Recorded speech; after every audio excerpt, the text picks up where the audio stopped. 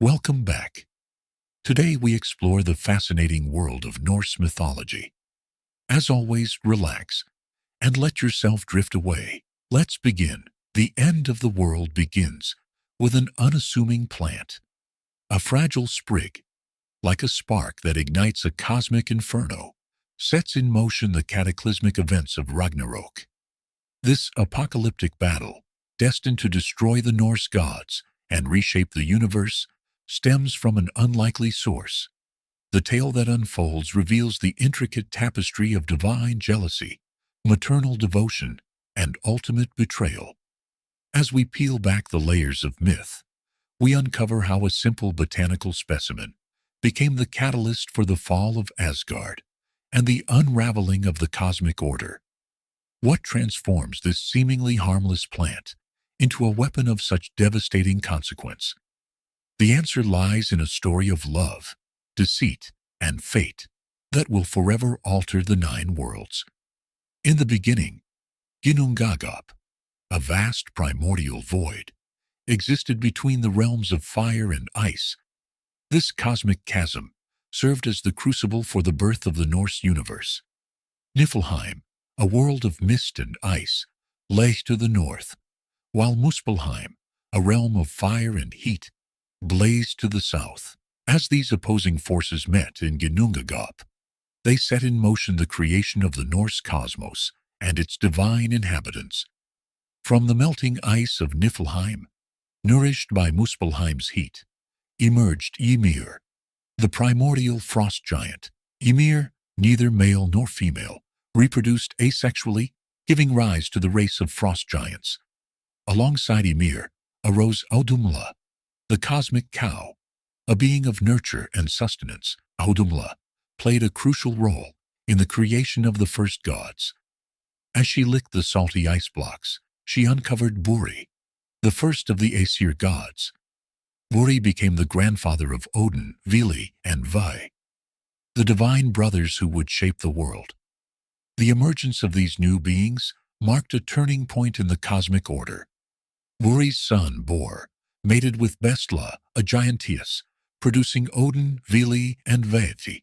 These young gods, desiring to create and order the universe, saw Ymir as a threat. In a decisive act, they slew the primordial giant, altering the course of cosmic history. The slaying of Ymir had far-reaching consequences. From Ymir's body, Odin and his brothers crafted the world with the precision of master sculptors. They raised his flesh to form the earth, his blood became the seas, his bones the mountains, and his hair the trees. Ymir's skull, held aloft by four dwarves, named North, South, East, and West, became the dome of the sky. The gods used Ymir's eyebrows to create a barrier around Midgard, the realm of humans. Sparks and embers from Muspelheim became stars, planets, and celestial bodies. Ymir's brains, scattered across the heavens, formed the clouds. This act of creation gave rise to the nine worlds of Norse cosmology. Asgard, realm of the Aesir gods, took its place high in the celestial spheres. Below lay Alfheim, home of the light elves, and Vanaheim, realm of the Vanir gods. Midgard occupied the central position. Jotunheim, land of giants, and Nidavellir, realm of the dwarves, found their places in this cosmic order. The dark elves dwelled in Svartalfheim, while Helheim, the realm of the dead, lay deep below. Niflheim remained as a reminder of the universe's origins. The creation of these worlds presented challenges. The gods captured Ymir's offspring, the Jotnar or giants, and banished them to the outer reaches of the cosmos, establishing an uneasy truce that would define much of Norse mythology. With the basic structure of the universe in place, Odin and his brothers turned their attention to establishing their own realm.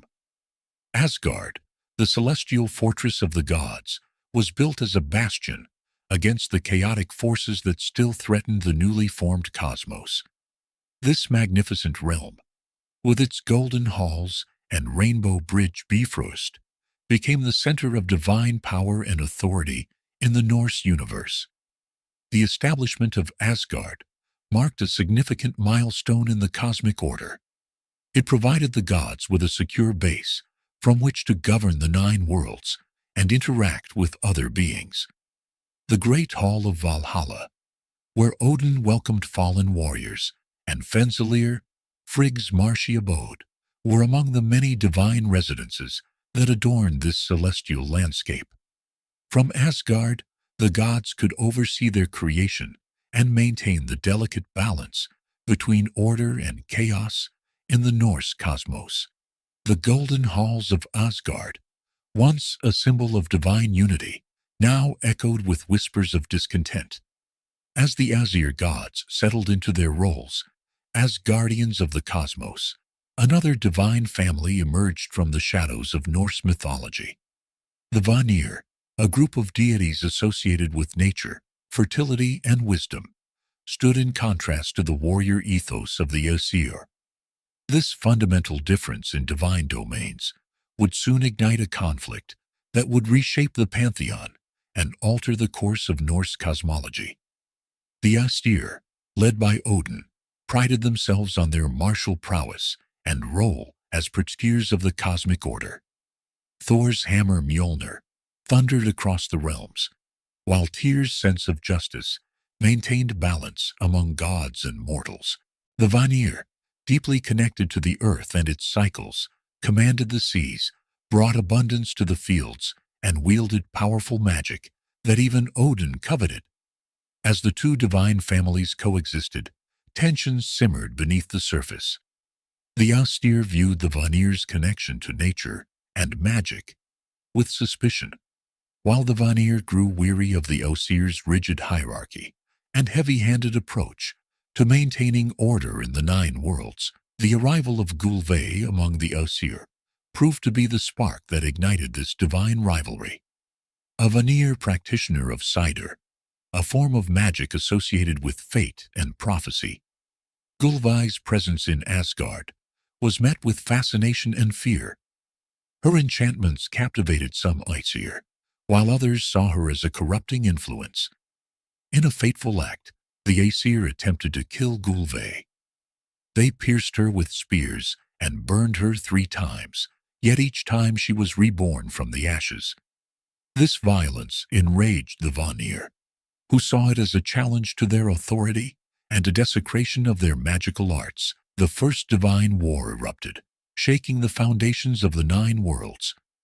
The Aesir relied on strength and weapons, while the Vanir wielded powerful magic that confounded their opponents. Battles were fought with sword and spear, curses and enchantments, warping reality itself. The nine worlds trembled under divine wrath, and mortals found themselves caught in the crossfire. Despite their prowess, the Aesir could not gain a decisive advantage. The Vanir's command of magic and connection to creation proved formidable.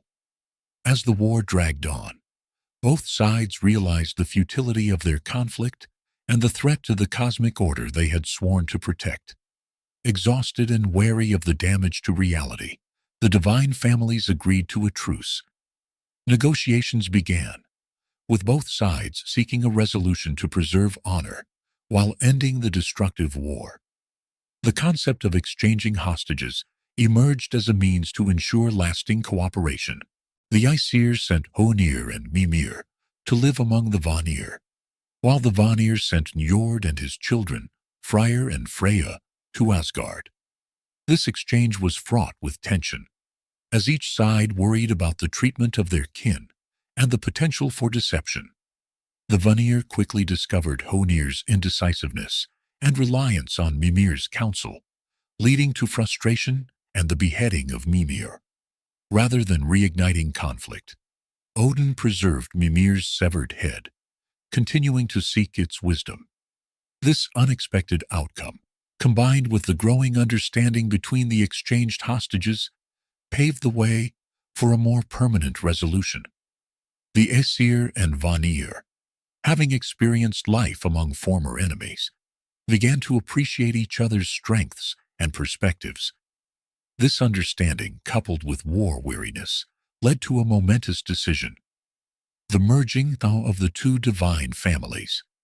In a ceremony reshaping the Norse pantheon, the Aesir and Vanir agreed to rule Asgard jointly. This union brought together martial strength and cosmic authority, with natural magic and wisdom.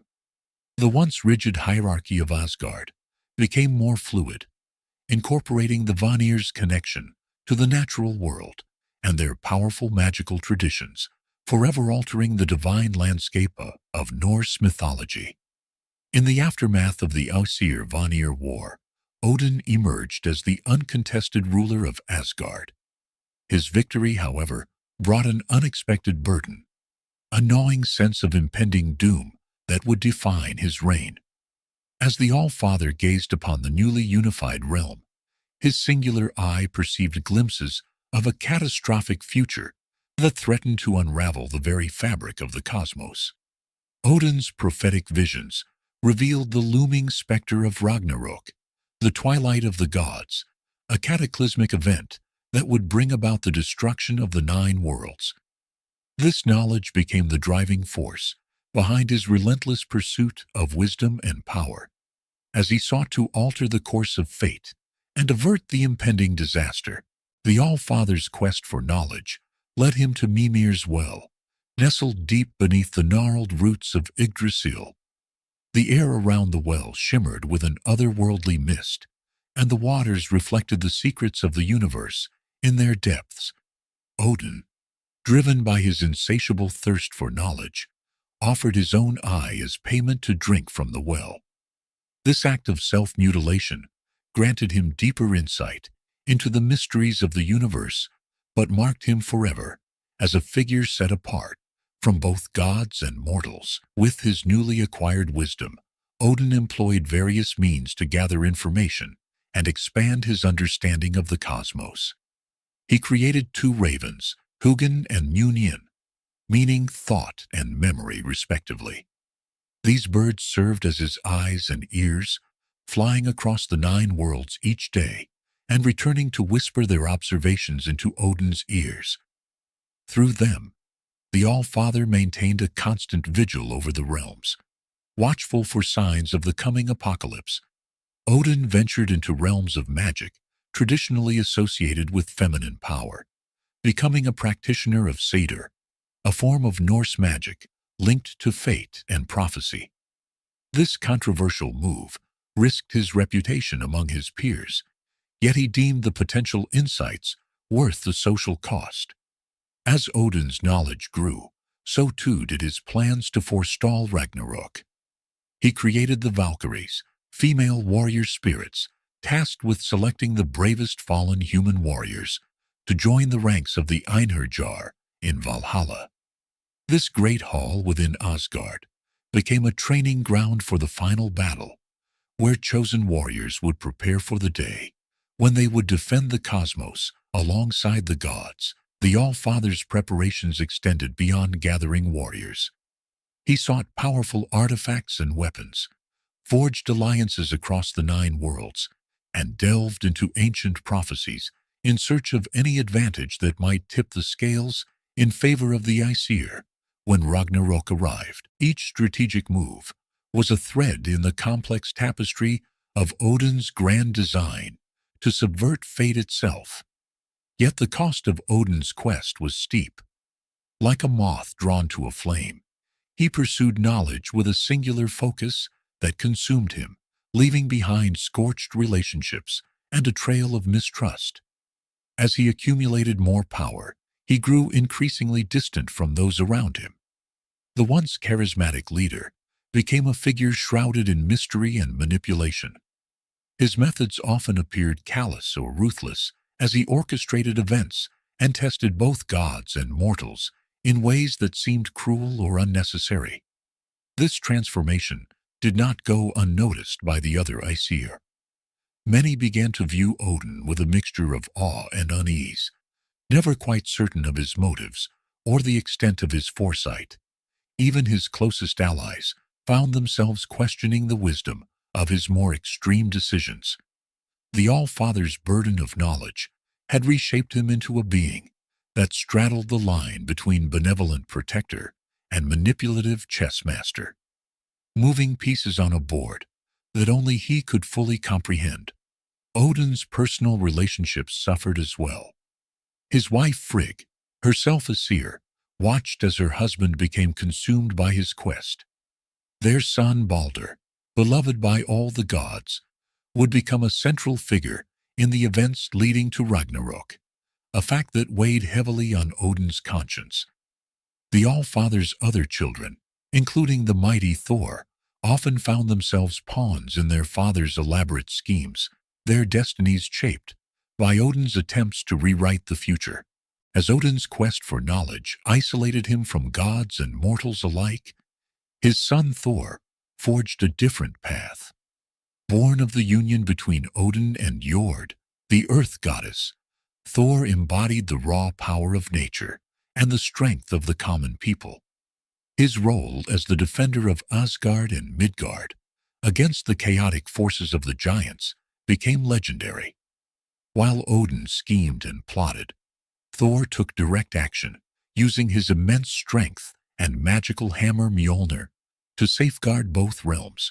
Mjolnir, crafted by the dwarven brothers Eitri and Brokkr, possessed the power to level mountains, create lightning, and always return to Thor's hand when thrown. Its short handle, the result of Loki's mischievous interference during its forging, required Thor to wield it one-handed. With Mjolnir in hand, Thor became the foremost warrior among the Aesir, capable of defeating even the mightiest of giants. One of Thor's most famous adversaries was Jormungandr, the world serpent. This monstrous creature, so large it encircled Midgard and grasped its own tail, was destined to be Thor's nemesis. Their encounters were cataclysmic, shaking the very foundations of the 9 worlds. In one notable incident, Thor fished for Jormungandr, using an ox head as bait. He nearly pulled the serpent from the depths, but the giant Hymir, fearing the destruction this would cause, cut Thor's line, allowing Jormungandr to slip back into the sea. Unlike his father, Thor did not distance himself from mortals. He formed a close friendship with a human named Thjalfi, who became his servant and companion on many adventures. This relationship exemplified Thor's connection to the common people, who saw him as a protector and champion. Farmers prayed to Thor for rain and good harvests, while warriors invoked his name for strength in battle. Thor's popularity among the Norse people was enhanced by his straightforward nature, his quick temper, and tendency to solve issues with his hammer, rather than through diplomacy or cunning, made him relatable to the average person. This directness, however, sometimes led Thor into difficult situations that required more than brute force to resolve. One such instance occurred when Thor and his companions journeyed to the land of the giants.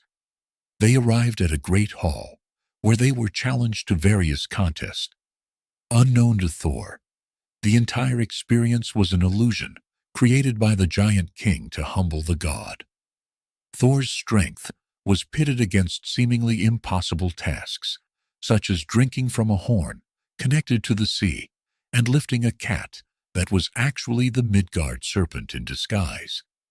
Despite his failure to complete these tasks, Thor's determination and the revelation of the true nature of the challenges only served to increase his standing among both gods and mortals. Thor's role as a counterbalance to Odin's leadership became increasingly important as the twilight of the gods approached. While Odin sought knowledge and power through sacrifice and cunning, Thor represented the more traditional values of strength, honor, and protection. This dichotomy within the divine hierarchy reflected the complex nature of Norse society itself, torn between the old ways and the changing world. The thunder god's influence extended beyond mere popularity. His actions and attributes became deeply ingrained in Norse culture. The hammer symbol, representing Mjolnir, was worn as an amulet for protection and to invoke Thor's blessing. Thursday, named after Thor, held special significance in the Norse week. Even as Christianity began to spread through Scandinavia, Thor's cult remained strong, with many people reluctant to abandon their beloved protector. While Thor's legacy endured through devotion, Loki, the trickster god, embodied ambiguity and challenged Asgard's established order. His complex nature and gradual descent into villainy would reshape the fate of the gods themselves. Loki's origins were nebulous. Neither fully god nor giant, he entered the pantheon through a blood oath with Odin, becoming his sworn brother. This alliance granted Loki a place among the Aesir, a position he exploited rather than honored. His shape-shifting abilities, rare among the gods, allowed him to move between realms and forms with ease, making him valuable in many divine adventures. Initially, Loki played a helpful, if mischievous, companion. His wit and silver tongue proved instrumental in resolving conflicts and obtaining powerful artifacts. When Thor's hammer Mjolnir was stolen, Loki devised the plan to recover it, convincing Thor to dress as Freya while he posed as a handmaiden. This ruse allowed them to reclaim the mighty weapon, though it left Thor's reputation somewhat tarnished. Loki's shape-shifting extended beyond mere disguise. Like a living shadow, he flowed between forms, capable of transforming into animals and even changing gender. This fluid nature led to the birth of his monstrous children. As a mare, he birthed Sleipnir, Odin's eight-legged steed. With the giantess Angerboda, he fathered Fenrir the wolf, Jörmungandr the world serpent, and Hel, the half-corpse goddess of the underworld. The gods reacted with fear and revulsion to these offspring, seeing in them the potential for their own destruction. Odin had Fenrir bound, Jörmungandr cast into the ocean, and Hel banished to the realm of the dead. These actions deepened the rift between Loki and the other gods. As time passed, Loki's pranks grew increasingly malicious. He delighted in creating discord, playing on the gods' vanities and insecurities. During the forging of magical items, he ensured that Sif's golden hair, Odin's spear Gungnir, and even Thor's hammer Mjolnir came with flaws or complications. The escalation of Loki's misdeeds seemed to stem from a deep-seated resentment towards the established order of Asgard. As an outsider grudgingly accepted into the pantheon, he never truly felt at home among the Aesir.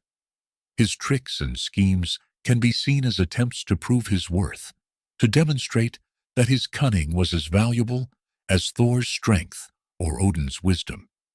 However, each act of mischief only served to further alienate him from the divine community.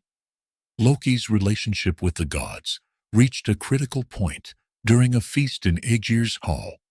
In a shocking display, he verbally attacked each god present, revealing their secrets and mocking their weaknesses.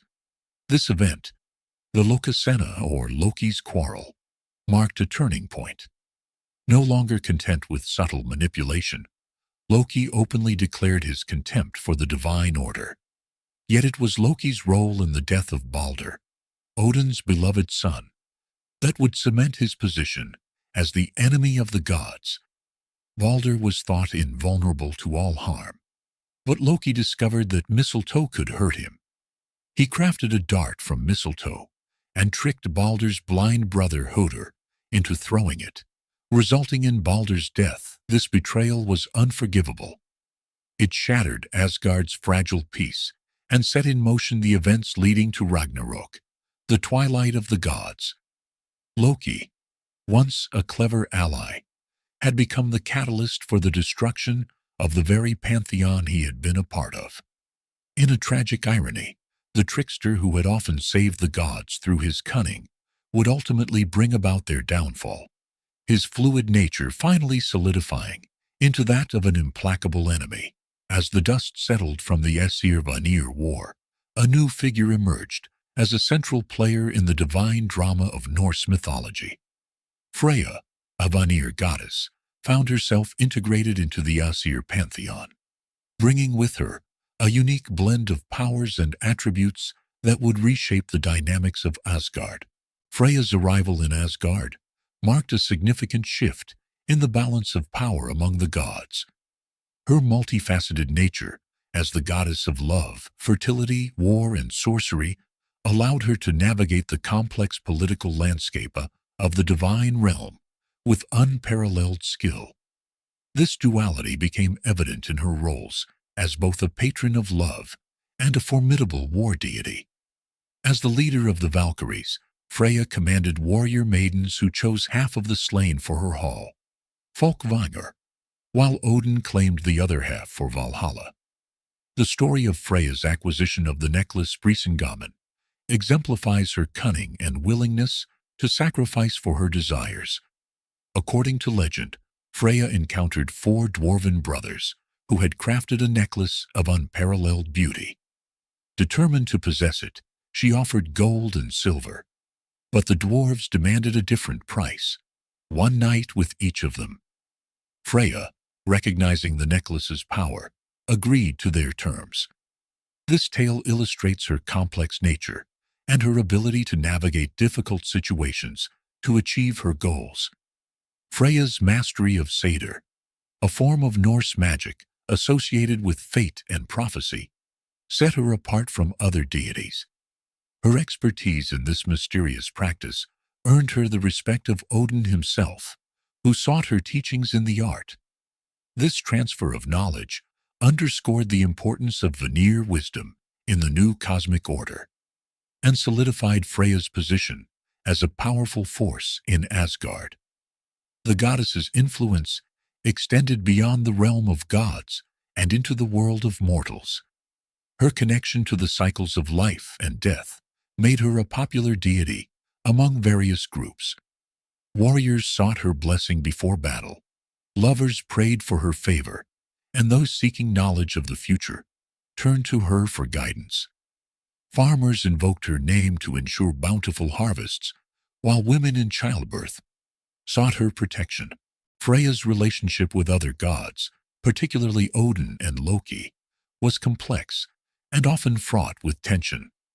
While Odin respected her magical abilities, he also viewed her as a potential rival due to her influence over fallen warriors and her popularity among gods and humans. Loki, the trickster god, frequently found himself at odds with Freya, whose ability to see through deception made her a formidable opponent. Freya's power was not limited to Asgard and Midgard alone. Her ability to travel between realms, often taking the form of a falcon, allowed her to act as an intermediary between different cosmic planes. This mobility, combined with her diverse set of skills and attributes, made Freya an invaluable asset in maintaining the delicate balance of the 9 worlds, solidifying her position as one of the most important and widely worshipped deities in Norse mythology. In Norse mythology, marriages were cosmic alliances that shaped the fabric of the universe, intertwining the fates of gods, giants, and mythical beings. These divine partnerships maintained peace, brokered power, and sometimes led to disastrous consequences that echoed through eternity. Odin, the All-Father, and Frigg formed a union of minds as much as hearts. Their marriage combined Odin's relentless pursuit of knowledge with Frigg's prophetic abilities. While Odin roamed the 9 worlds seeking secrets, Frigg maintained her vigil from Fensalir, her marshy hall in Asgard. Together, they guided the course of divine affairs with their combined insight. The marriage of Njord, the Vanir god of sea and wealth, to Skadi, the giantess of winter and mountains, exemplified the challenges faced when opposing forces attempt to coexist. Their union arose from unusual circumstances, with Skadi seeking vengeance for her father's death in Asgard. She was offered marriage as compensation, choosing her husband by his feet alone. Expecting to select Balder, Skadi found herself wed to Njord instead. The incompatibility between sea and mountain soon manifested. Njord could not endure the howling wolves in Skadi's mountain home, while she found the cries of seabirds at Njord's coastal dwelling unbearable. Their attempt to compromise by splitting time between realms ultimately failed, leading to separation.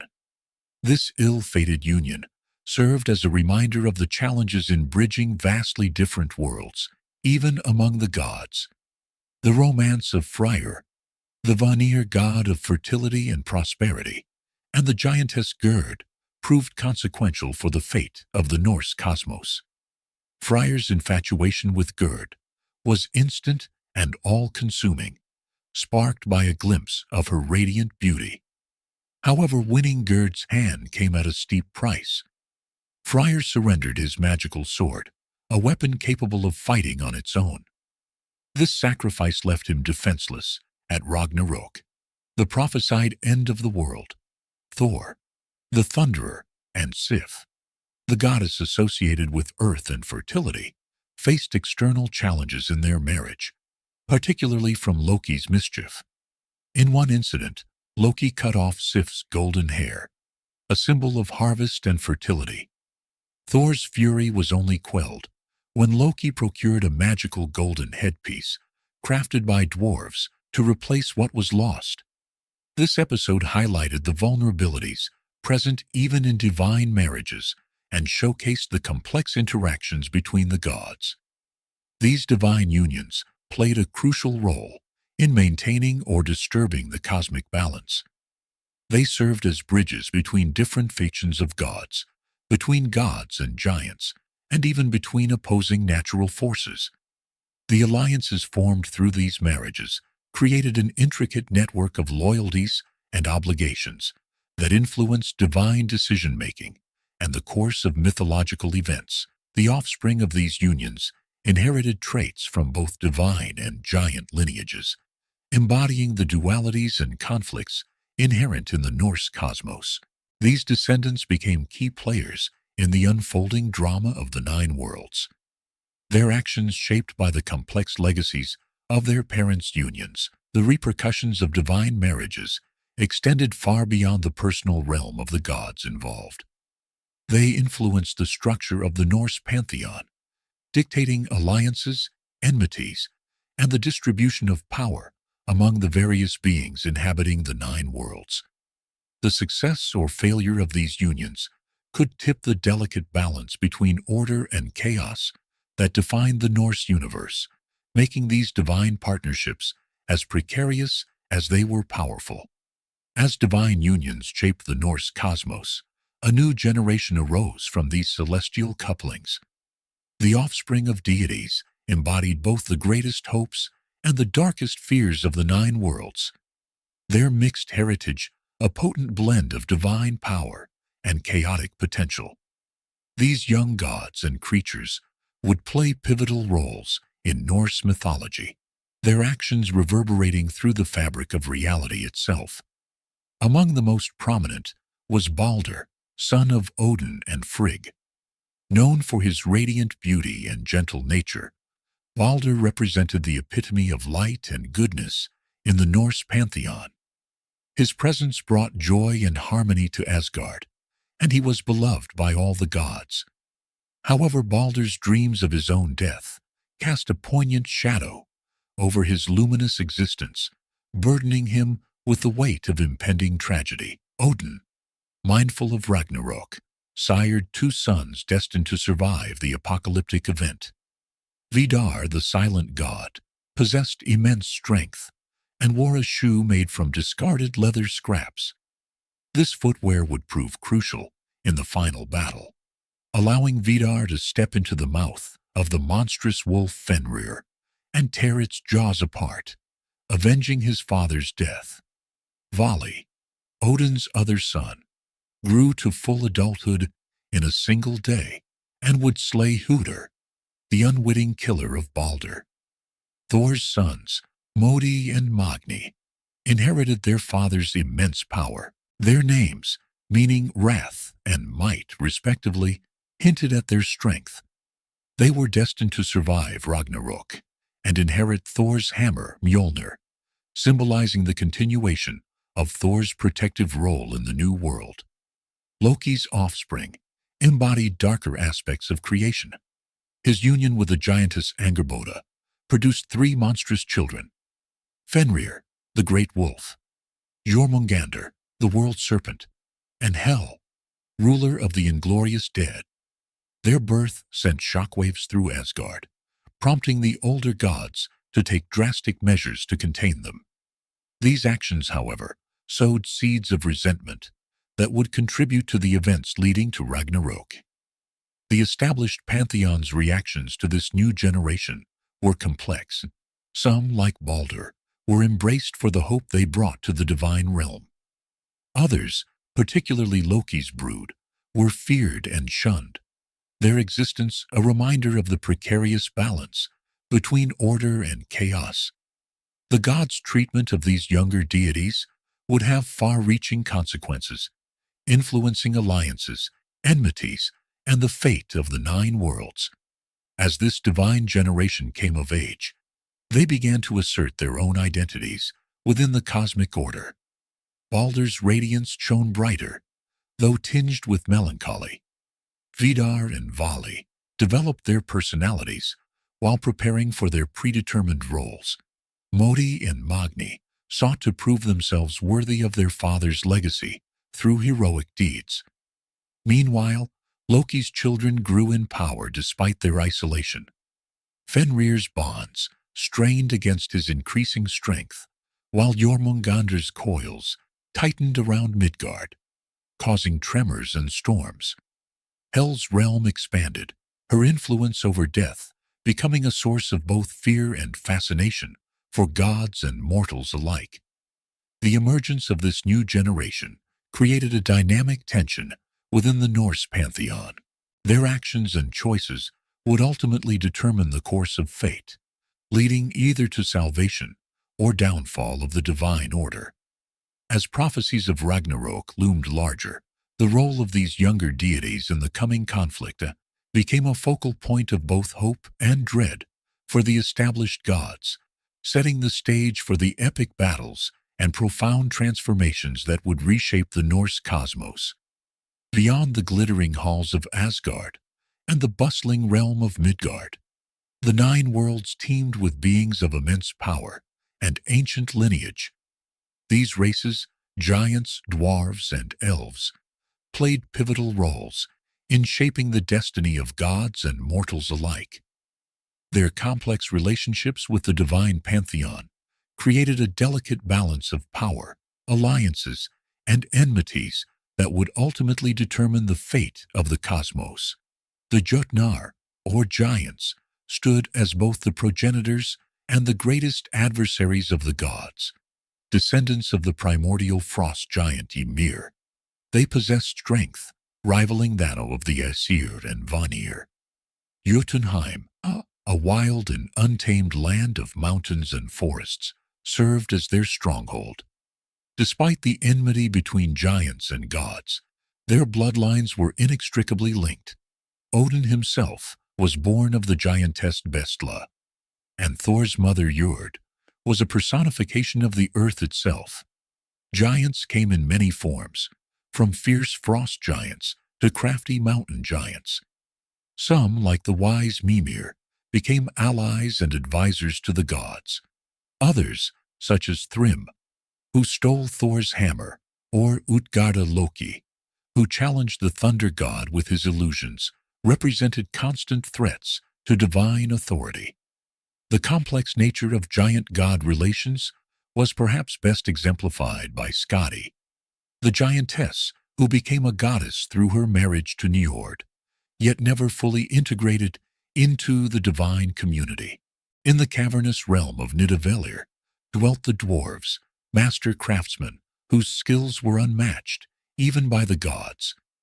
These diminutive beings forged the most powerful and iconic items in Norse mythology, shaping the very fabric of divine power. From their underground forges emerged Mjolnir, Thor's mighty hammer; Gungnir, Odin's unerring spear; and Skidbladnir, Freyr's foldable ship. Yet the relationship between dwarves and gods was fraught with tension. The tale of how Loki acquired 6 magical items for the gods, including Sif's golden hair, involved a wager that nearly cost the trickster his head, underscoring the precarious balance between divine demands and dwarven pride. The elves, divided into light and dark, remained among the most enigmatic beings in Norse cosmology. The light elves of Alfheim, ruled over by Freyr, were revered for their beauty and association with fertility. The dark elves, our Svartalfar, dwelt in Svartalfheim, their nature shrouded in mystery. Elves held a unique position, straddling the line between the divine and the natural world. Their influence on mortal affairs, from granting boons to causing illness, reflected the capricious nature of the cosmos itself. Humans, the inhabitants of Midgard, occupied a central yet precarious position in this cosmic hierarchy.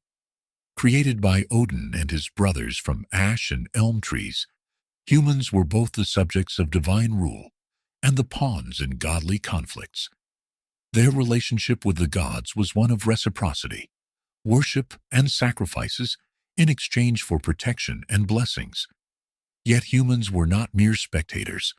Heroes like Sigurd the Dragon Slayer wielded god-forged weapons and shaped mythic history, while the Einherjar, chosen warriors who died in battle, would fight alongside the gods at Ragnarök. The interplay between these diverse races created a complex web of alliances, rivalries, and dependencies. Giants provided the gods with wisdom, spouses, and challenges to overcome. Dwarves supplied the divine weapons necessary to maintain cosmic order. Elves bridged the gap between the spiritual and natural worlds. Humans, through their worship and deeds, gave purpose and power to the gods. This delicate balance was not static, but in constant flux. Each race sought to increase its influence and power, leading to both cooperation and conflict. The gods' efforts to maintain their supremacy often involved exploiting the skills and resources of other races, while also guarding against potential threats.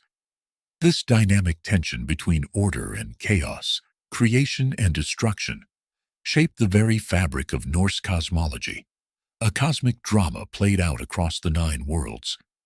While gods and other beings vied for supremacy, the concept of fate, embodied by the Norns, shaped the course of Norse mythology. These mysterious beings wove a tapestry of prophecy that even Odin could not fully comprehend. Their power loomed over all, influencing every decision and alliance across the 9 worlds.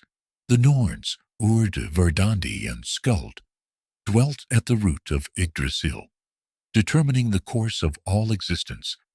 Their most dire prophecy foretold Ragnarök, the twilight of the gods.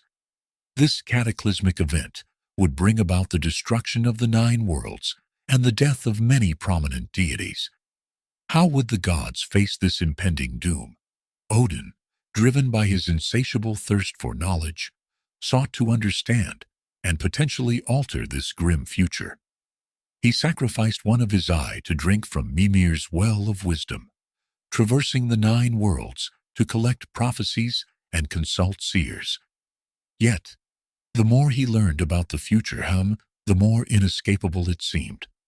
Could the gods truly change their fate? The Oseer took drastic measures to prevent Ragnarök. When Loki's monstrous offspring were born, they were seen as harbingers of doom. Jormungandr was cast into the ocean surrounding Midgard, where it grew to encircle the world. Hel was banished to Niflheim, becoming the ruler of the inglorious dead. The binding of Fenrir proved particularly crucial, requiring Tyr to sacrifice his hand in the process. Despite these efforts, the gods recognized they could not entirely avert their destiny. They began to prepare for the inevitable final battle. Odin created the Valkyries, fierce warrior maidens who would choose the bravest fallen warriors to join the ranks of the Einherjar in Valhalla. These chosen heroes would feast and train daily, readying themselves for Ragnarök. The gathering of Einar served multiple purposes. It prepared a formidable army for the final battle and removed the greatest warriors from Midgard, potentially delaying the onset of Ragnarök.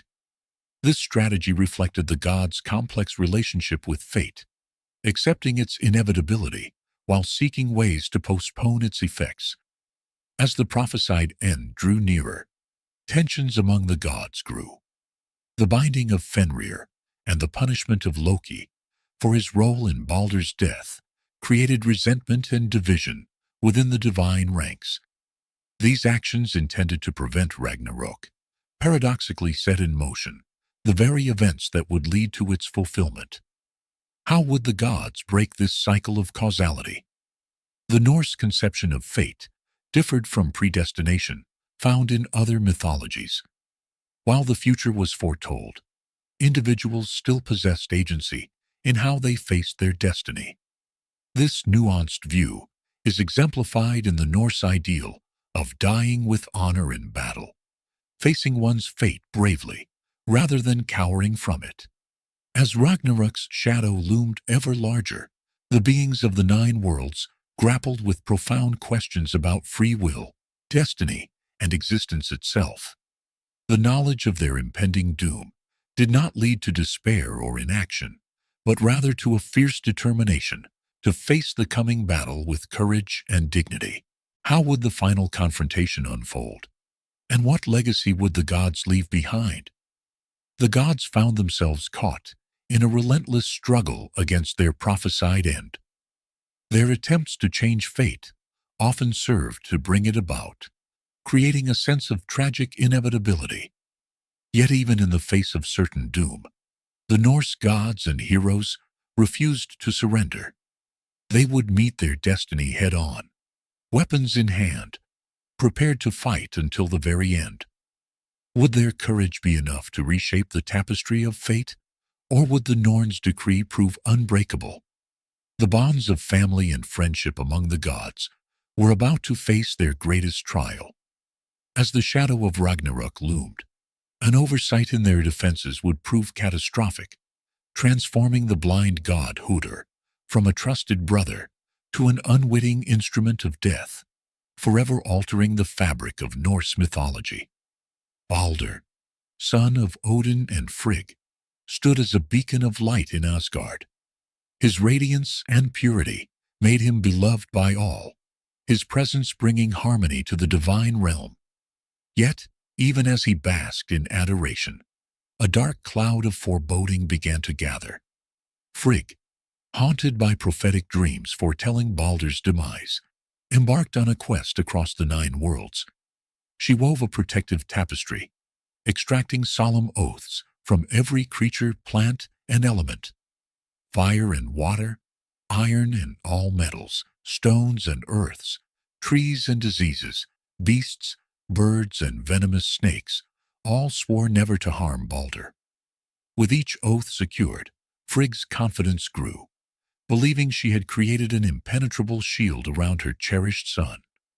The gods, relieved by Frigg's efforts, began to make a game of Baldur's newfound invulnerability. They gathered in the fields of Asgard, hurling weapons and objects at Baldur, marveling as each projectile harmlessly bounced off or swerved away. Baldur stood unscathed, his radiant smile never faltering. Unbeknownst to the jubilant deities, Loki observed these proceedings with growing resentment. Driven by jealousy and malice, he set out to uncover any weakness in Frigg's protective web.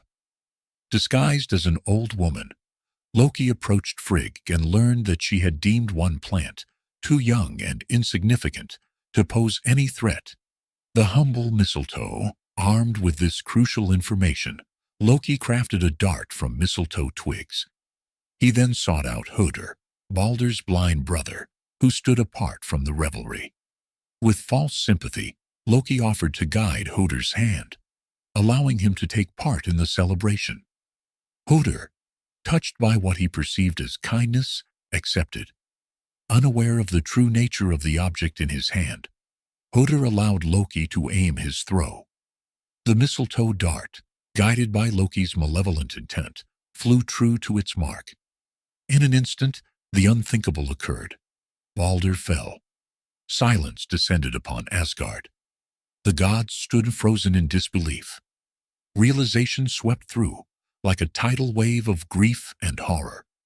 Laughter turned to wails of anguish and cries of despair. Frigg, her heart shattered, fell to her knees beside her fallen son. Odin, the All-Father, stood silent, his one eye filled with unfathomable pain. As the initial shock subsided, a desperate plan formed. The gods decided to petition Hel, the ruler of the underworld, for Balder's return. Hermod, another of Odin's sons, volunteered to undertake the perilous journey to the realm of the dead. Mounted on Sleipnir, Odin's 8-legged steed, Hermod rode for 9 days and nights through treacherous landscapes. He crossed the Gjol River, confronted Magudur, the giantess guarding the bridge to Hel's domain, and finally stood before Hel herself, pleading for his brother's release. Hel set forth a condition. If every being in all the worlds would weep for Balder, she would allow his return. Hermod raced back to Asgard with this sliver of hope. The gods dispatched messengers to every corner of the 9 worlds, imploring all creatures to weep for Balder. The response was overwhelming. Gods, humans, animals, and even stones and trees shed tears for the fallen god of light. Balder's return seemed assured, until the messengers encountered a giantess named Thok. Thok, suspected by many to be Loki in disguise, refused to mourn. With cold eyes and a heart of stone, she declared, "Let Hel hold what she has." These words sealed Balder's fate. The universal mourning was incomplete, and Balder remained trapped in the realm of the dead.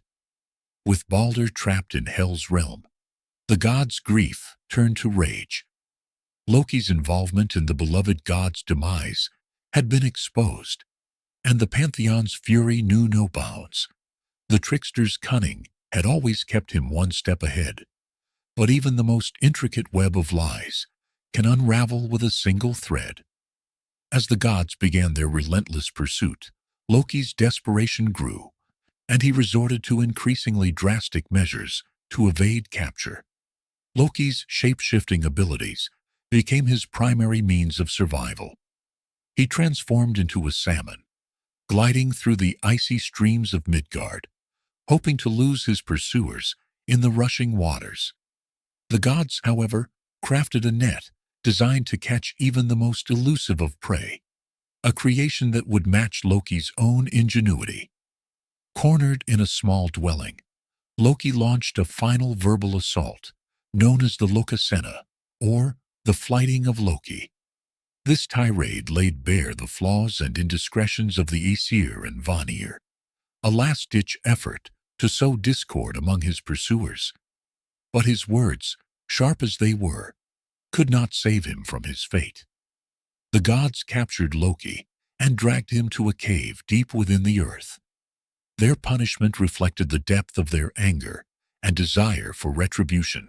3 flat stones were set up, and Loki was bound to them with the entrails of his own son, Narfi. This grotesque binding served as a mirror to the gods' own failures, a physical manifestation of the betrayal and chaos Loki had sown among them. The tale of Narfi and his brother Vali illustrates the collateral damage of divine vengeance. The gods transformed Vali into a wolf, driven mad with hunger and rage. In this state, Vali tore his brother Narfi apart, providing the unbreakable bonds to hold Loki. This act of using a father's own offspring against him added an extra layer of psychological torment to Loki's physical suffering. Skadi, the giantess whose father had been slain indirectly due to Loki's actions, placed a venomous serpent above Loki's head. Its acidic venom dripped onto his face, causing unimaginable agony. Loki's screams echoed through the cavern, a constant reminder of the god's wrath. In this moment of utter despair, Sigyn, Loki's wife, refused to abandon her husband. She positioned herself beside him, holding a bowl above his face to catch the serpent's venom. The gentle clink of venom droplets hitting the bowl provided a rhythmic counterpoint to Loki's labored breathing. This small mercy provided brief respites from his torment, but it was not without its own cruel twist. When the bowl filled, Sigyn had to turn away to empty it, leaving Loki exposed once more. The sizzle of venom on his skin and his convulsions of pain during these moments were said to cause earthquakes in the world above. As Loki lay bound, his mind turned to thoughts of vengeance. The seeds of Ragnarök, the twilight of the gods, had already been sown, but Loki's imprisonment served as a catalyst for the coming doom. His oath of vengeance against the gods ensured that when the time came, he would play a pivotal role in their downfall. The implications of Loki's binding reverberated throughout the 9 worlds.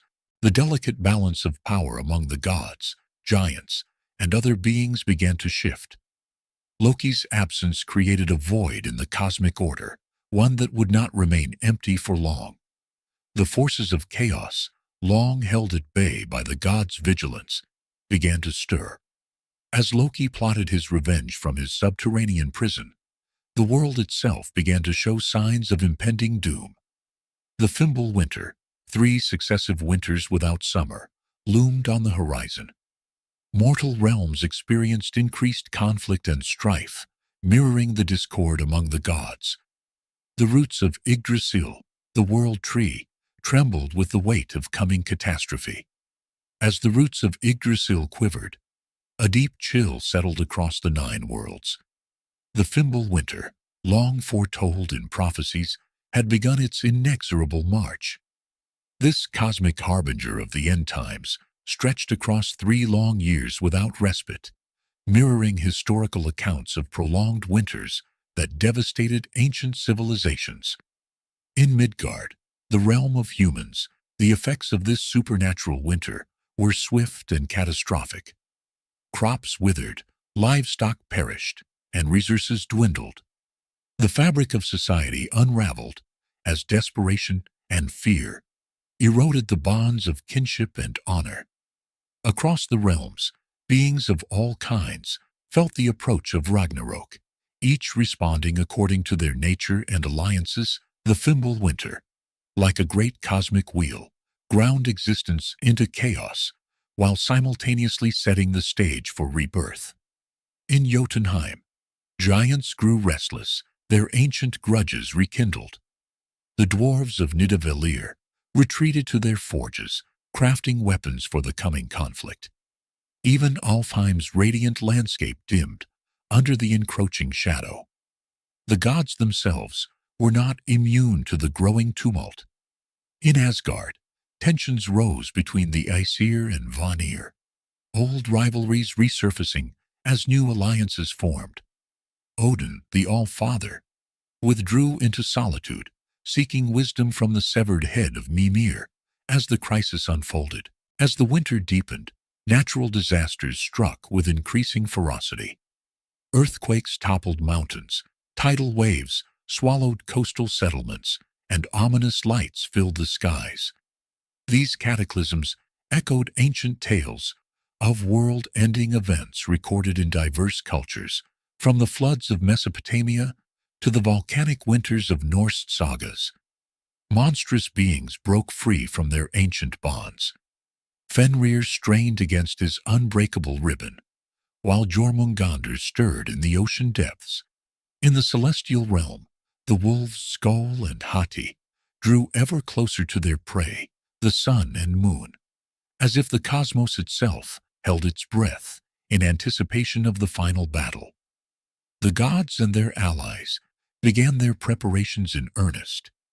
Thor defended Asgard's borders with Mjolnir, while Tyr drilled the Einherjar, the chosen warriors of Valhalla. Freya and her Valkyries scoured Midgard's battlefields, selecting the bravest warriors to join the ranks of the fallen heroes. These Einherjar would fight alongside the gods in the final battle.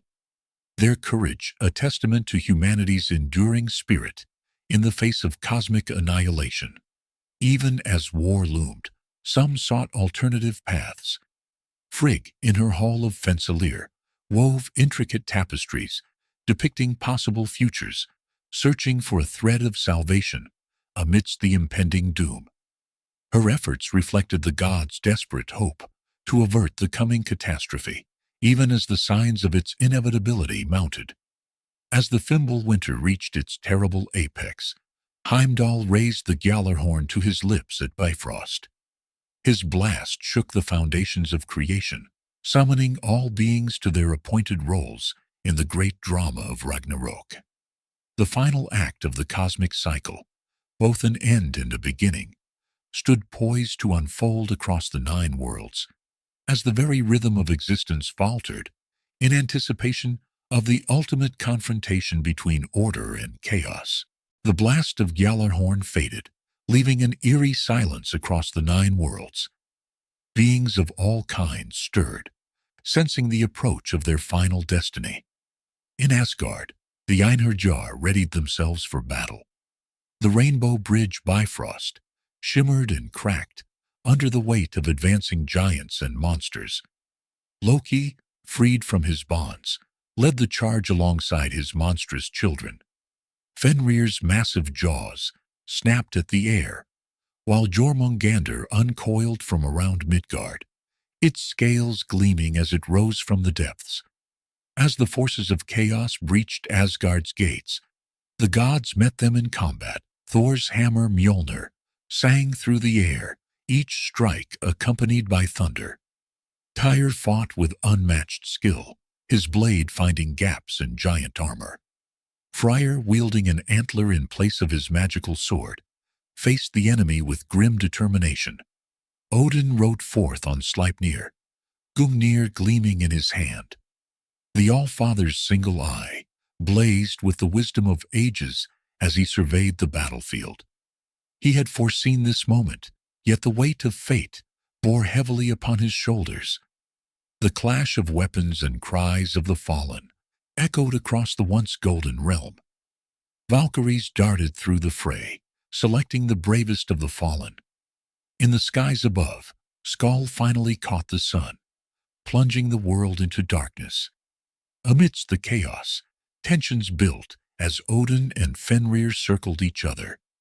Their long-prophesied confrontation began with a clash of spear against fang. Despite his wisdom and power, Odin found himself outmatched by Fenrir's ferocity. With a terrible howl, the wolf's maw closed around the god-king, swallowing him whole. As Odin fell, Vidar stepped forward. The silent god's special shoe, crafted from leather scraps, saved through the ages, protected him as he placed his foot in Fenrir's mouth. With a burst of strength, Vidar tore the wolf's jaws apart, avenging his father and fulfilling his destined role. On another part of the battlefield, Thor and Jormungandr engaged in their fated duel. The thunder god's mighty swings sent shockwaves through the air, threatening to shatter the world serpent's scales. Yet for every blow Thor landed, Jormungandr's coils tightened around him, venom dripping from its fangs. In a final titanic effort, Thor struck the serpent's head, killing the beast.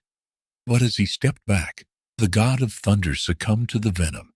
Collapsing after 9 steps, Freyr faced the fire giant Surt, without his magical sword, which he had given up long ago, to win the hand of the giantess Gerd. Though he fought valiantly, the Vanir god was ultimately overcome. As he fell, Freyr's thoughts turned to the golden fields of Alfheim he once tended. Near Bifrost's remnants, Heimdall and Loki's battle unfolded in a blur of shifting forms and clashing weapons. The Watchman's incredible sight and hearing matched the trickster's shape-shifting abilities. Their duel ended only when both gods struck fatal blows against each other simultaneously. As the fighting reached its zenith, Surt raised his flaming sword. With a reality-shaking roar, He plunged the blade into Yggdrasil's heart. Fire spread along the world tree's branches, consuming the 9 worlds in an inferno of destruction. Oceans boiled, mountains crumbled, and the fabric of reality unraveled. In those final moments, as the cosmos burned, the surviving gods and giants alike realized the futility of their ancient feuds. The cycle of violence that had defined their existence for so long reached its inevitable conclusion, leaving only ashes in its wake. As the embers of Ragnarök cooled, a profound stillness settled over the remnants of the 9 worlds. The cosmic conflagration had consumed the old order, leaving behind a vast expanse of water that submerged the scorched remains of creation. Yet, in the depths of this apparent oblivion, a faint pulse of life stirred, heralding the dawn of a new era. From the depths of the cosmic sea, a verdant earth began to emerge. This nascent world rose slowly, revealing lush forests, rolling hills, and crystal-clear streams. The air, once thick with ash and the screams of dying gods, now carried the sweet scent of new growth and possibility. As the new earth took shape, the surviving deities emerged from their places of refuge. Balder and Hödur, long trapped in the realm of the dead, returned to the world of the living, their resurrection symbolizing the potential for reconciliation and the healing of old wounds. The sons of Thor, Modi and Magni, stepped forth, carrying Mjolnir, their father's legendary hammer, now a symbol of inherited divine power and responsibility. From a hidden grove emerged Leif and Lifthrasir, a man and a woman sheltered by the world tree during the cataclysm. They stepped into the sunlight, destined to become the progenitors of a new human race. Their eyes, wide with wonder, took in the pristine landscape before them, unmarred by the wars and rivalries of the previous age. As the new inhabitants explored their surroundings, they discovered golden game pieces scattered across a field of fresh grass.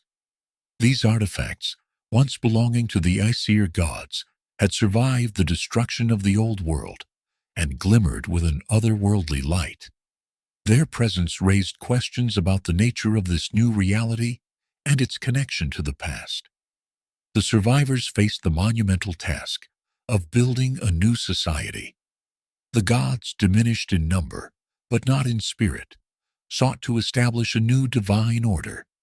Balder and Hödur aimed to rule with wisdom and compassion, while Modi and Magni took on the role of protectors, approaching their duties with caution born from the knowledge of their father's legacy. Leif and Lifthrasir began the slow process of repopulating the earth.